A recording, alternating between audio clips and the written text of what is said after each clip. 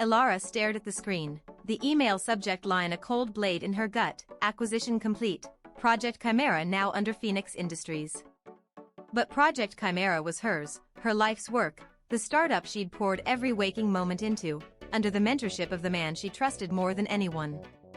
Had she misread something, missed a crucial detail, or was this the beginning of a nightmare she couldn't comprehend?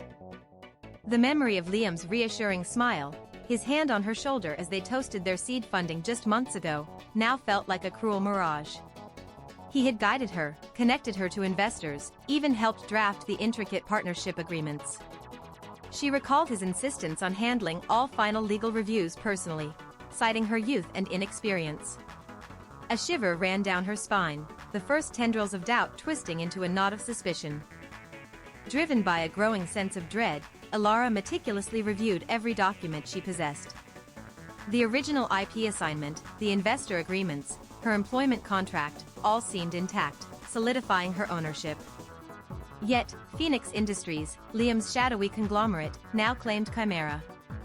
There had to be a loophole, a hidden clause, a piece of paper she hadn't seen, expertly buried within the reams of legal jargon Liam had simplified for her. Her calls to Liam went straight to voicemail. His assistant, always so helpful, now offered curt, evasive responses. The office, once a buzzing hub of innovation, felt alien, the lock on her lab door changed, her access card deactivated. The realization hit her with sickening force. He hadn't just acquired Chimera, he had systematically locked her out, erased her presence. The betrayal was absolute, surgical.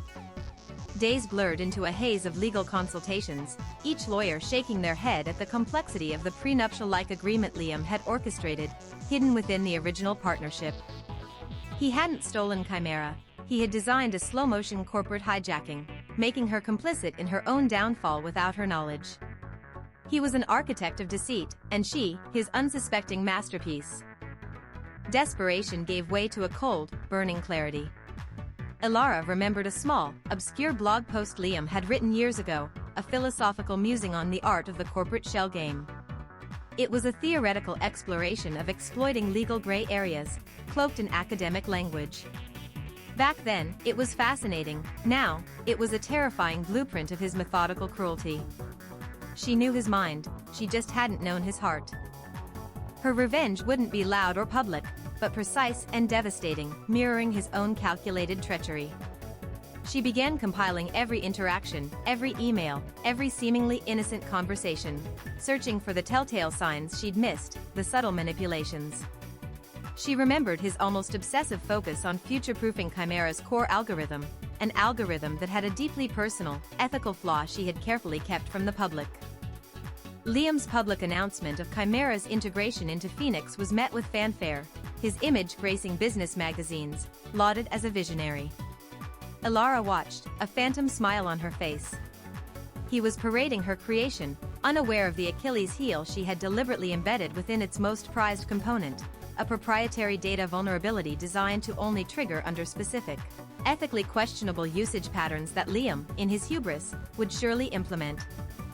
The news broke like a dam, not about the acquisition, but about Phoenix Industries' catastrophic data breach, leaking sensitive user information due to a critical flaw in their newly acquired Chimera system. The headlines screamed of investor panic, stock dives, and the sudden, humiliating fall of Liam's empire. The future-proofing he coveted had become his undoing, triggered by the very algorithms he had stolen. Elara sat in a quiet cafe, sipping her coffee, the newspaper open to Liam's disgraced face. She hadn't sought to reclaim Chimera, only to ensure its original, ethical purpose wasn't corrupted. Her startup was gone, but her integrity remained, and Liam's empire lay in ruins, brought down by his own avarice. The sweet, precise taste of justice lingered on her tongue, a symphony of his self-inflicted destruction.